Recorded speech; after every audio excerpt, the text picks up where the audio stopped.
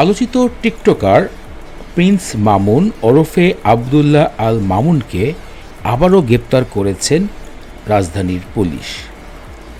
রাজধানীর ভাটারা থানায় বৃহস্পতিবার তাকে গ্রেপ্তার করা হয়।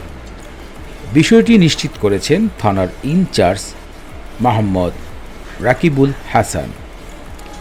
তিনি অনলাইন গণমাধ্যমকে জানিয়েছেন, বিজ্ঞ আদালতে ওয়ারেন্টের ভিত্তিতে প্রিন্স মামুন ওরফে আবদুল্লাহ আল মামুনকে গ্রেপ্তার করা হয়েছে। এদিকে প্রিন্স মামুনের গ্রেপ্তারের বিষয়ে লায়লা গণমাধ্যমকে নতুন তথ্য দিয়েছেন।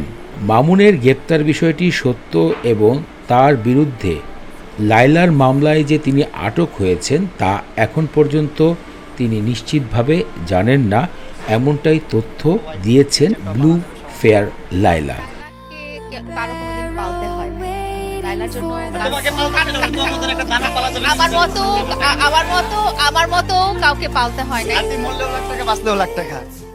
তিনি আরও গণমাধ্যমে জানিয়েছেন, মামুনের বিরুদ্ধে একাধিক মামলা এর আগেই রয়েছিল। উল্লেখিত, গত বছর জুন মাসে রাজধানীর ক্যান্টনমেন্ট থানায় লায়লা আক্তার দায়কৃত ধর্ষণ মামলায় টিকটকার প্রিন্স মামুন আটক হয়েছিল।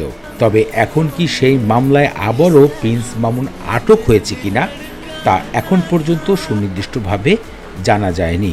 তবে এই বিষয় নিয়ে এবার লায়লা কথা বলতে ইচ্ছুক নয়।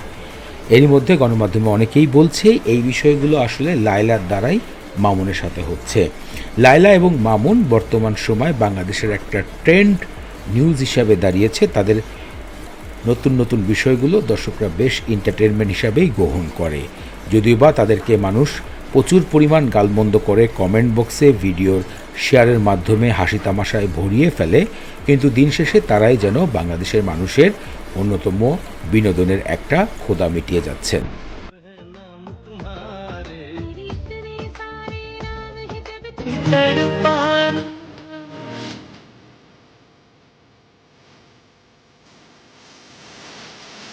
আচ্ছা, প্রিন্স মামুন কত টাকা ইনকাম করে?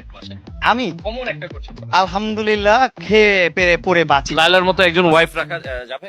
হ্যাঁ, লালার মতন একটা ওয়াইফ কেন, 3-4টাও পালা যাবে, সমস্যা নাই। লায়লাকে কারো কোনোদিন পালতে হয় নাই। লায়লার জন্য তোমাকে পালতে হবে না, তোমার মতন একটা দানব পালা যাবে না, আমার সেটা মতো বলছি।